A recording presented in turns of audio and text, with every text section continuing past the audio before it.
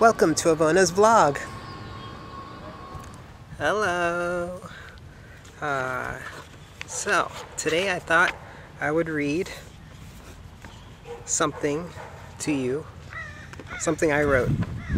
The request that that's a commenter on my video, my suggestions videos, said was that I should read like a chapter from my favorite book, but I don't have a favorite book.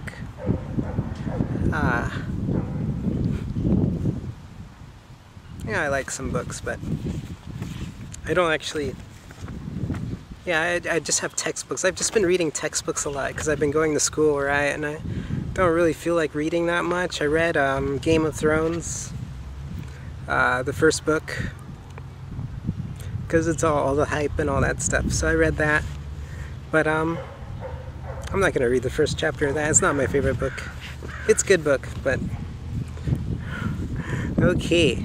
So, the other thing the person said is I'm supposed to have crackers or something to eat, so I've got my favorite cookies, Lacey's.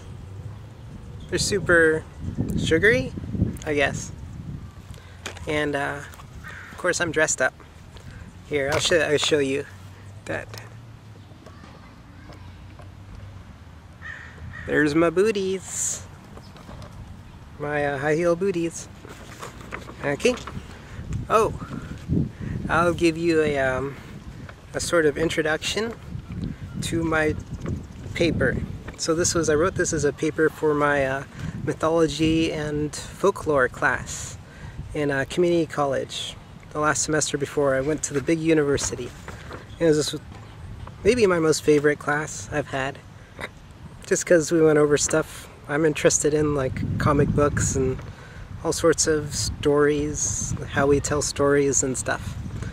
So what I tried to do with this story was push everything I learned in that class. This is the final paper, so everything I learned in that class into this one story. So there's superhero stuff, and there's zombies, and there's Beowulf, and what else? Creation myth, and whatever else you taught in that mythology and folklore. So, and I did this in probably a week. I wrote it in a week or whatever. I gave it the most effort I've given any paper, probably. I got a proofreader and did everything. Usually I just crap out of paper and edit it myself. Maybe my mom edits it for spelling or something. Not spelling, for grammar and stuff. Yeah, not spelling, not in the age of spell check. Okay, so I will read some. Actually, okay, I'll time this on my phone. Not time it, but see how long it takes. If it's too long for a video, I probably already spent too much time talking. Oh, okay, here it is. I exalt the Queen of Death, the mother of the putrid defiled, and her deliverance to us from subservience to the humans. Before the Queen came into the world, all creatures were born solely for the purpose of death. Her salvation turned death into the promise of eternal existence. The Visionary One created the possibility of our birthright, the cessation of suffering. Hail to Romansa! I, Corpse and Pelsey, have seen with Romansa's eyes the veiled past.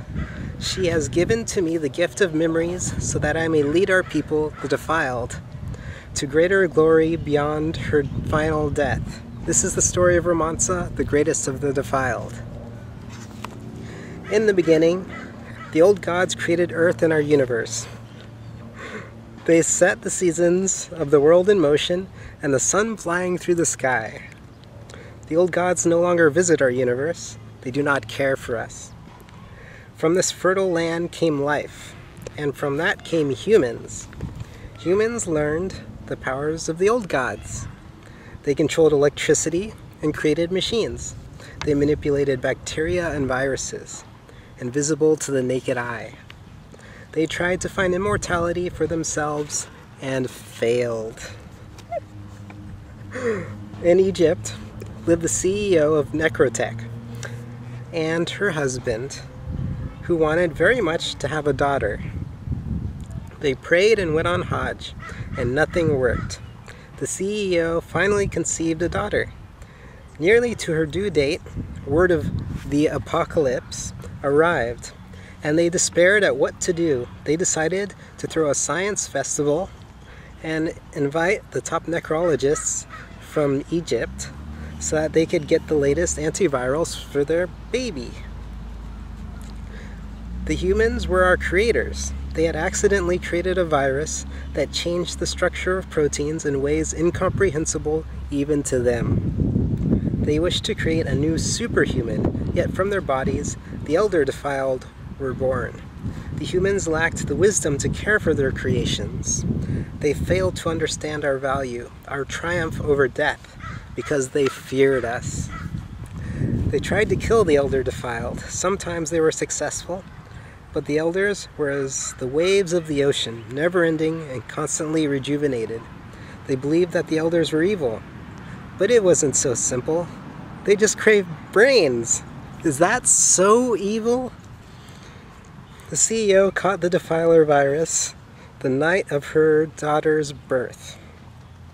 She smiled and cried at her baby as coldness overtook her limbs. She pleaded for death as her body convulsed. Her husband held their baby in one arm and shot his wife with the other hand. No one would know about her fall from grace. The baby's father named her Romansa and made the final preparations for the science festival that evening. He acquired 7 research grants, 1 for each necrologist. Yet when the festivities began, an 8th necrologist arrived, whom he had not invited because the necrologist was a hermit and hadn't been seen for years. The father hastily tried to find another research grant, but could only find a grant worth less than half the value of the others. The necrologist was insulted by the gesture. Each of the necrologists began to give the baby Romansa their gifts of the latest immunizations and vaccines. They gave her every conceivable way they could find to reduce the chance of her becoming undefiled. However, the 8th necrologist gave her a shot that he told them was beneficial. He explained that the baby was now a carrier for a virus that would change the world. It was to spread to other humans and infect the defiled rapidly. Humans would not be affected by the virus, but the defiled would be decimated. Yet, the 8th necrologist knew what happened to Romansa's mother at the hospital. The doctor had told him of the onset of infection before the birth of the baby, and his hatred sparked when he found that he was not invited as one of the top necrologists in Necrotech.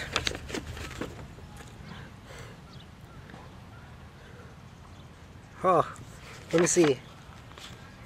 6 minutes? Oh God. You wanted me to read the first chapter of a book? That'd be forever. Here, a cookie. What do you think?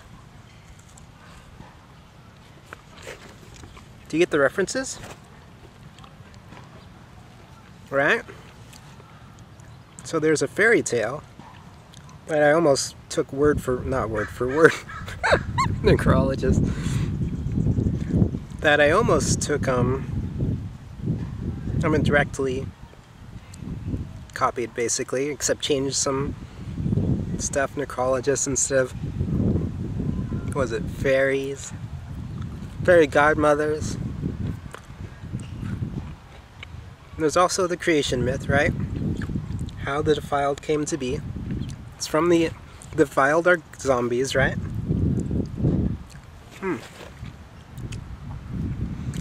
The defiled are zombies.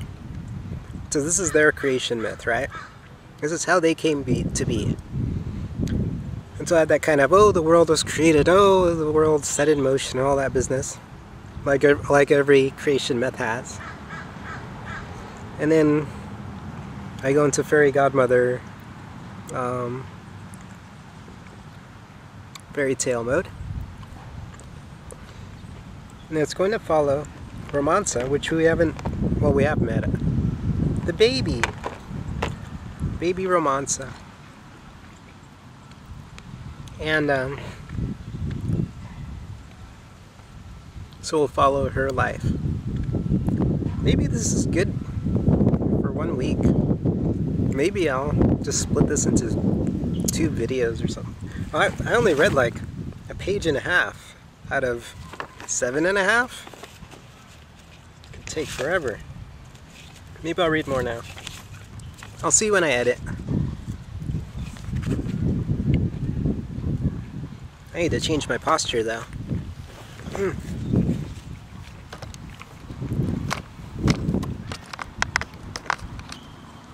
Zoom. There we go. Okay.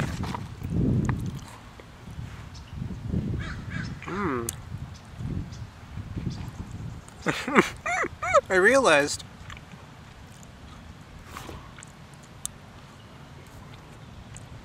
that I put on makeup with this finger. Right? Makeup. So the other fingers had chocolate on it. This one is makeup. Acting as though we're chocolate.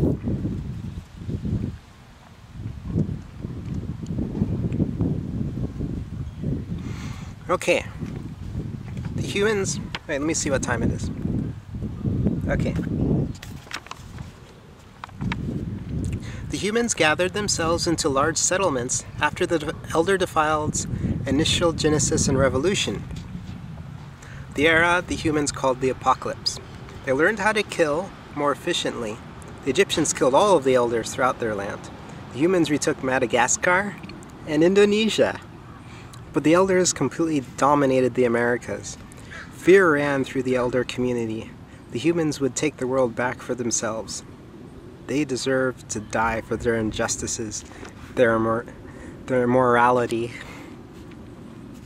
The virus that Romansa was injected with was named the Rapture. Thus the humans continued to play with the old gods' powers. They desired to control the Elder Defiled through viruses.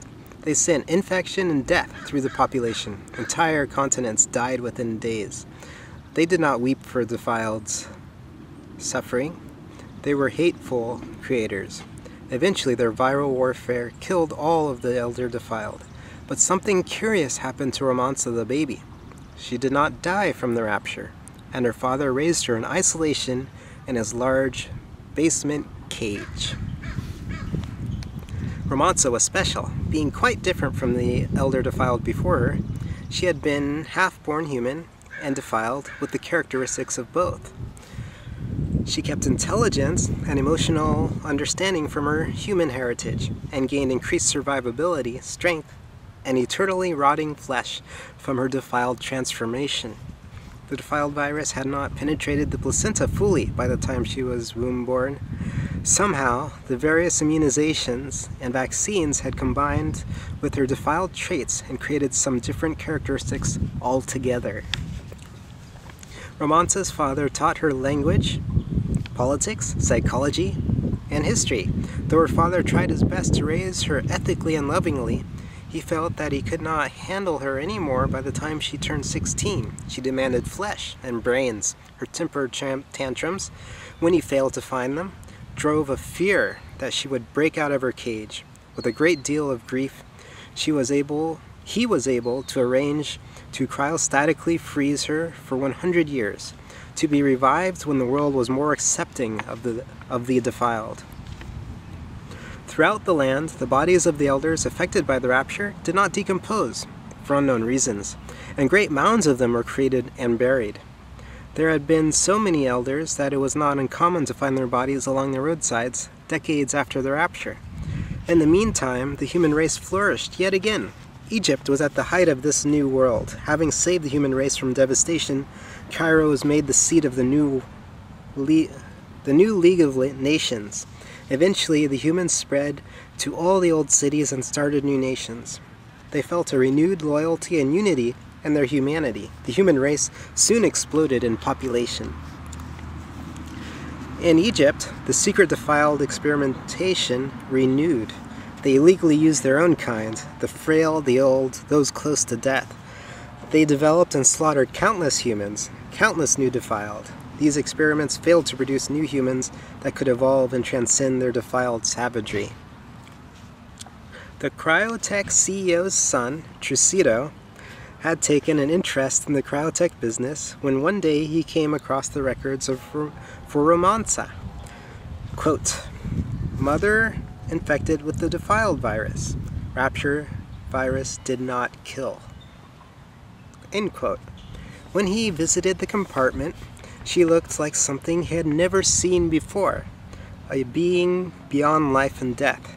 He became enamored with her. He visited her every day for a week and then decided to release the cryostatic freeze at Necrotech since they had the facilities to subjugate defiled. He transported her body to Necrotech and announced his discovery, a new evolution of defiled. When Romansa opened her eyes, Trucido approached the steel bars trembling and fell to his hands and knees. Oh, Trucido. Cookie? I'm gonna eat all the cookies real fast at this rate.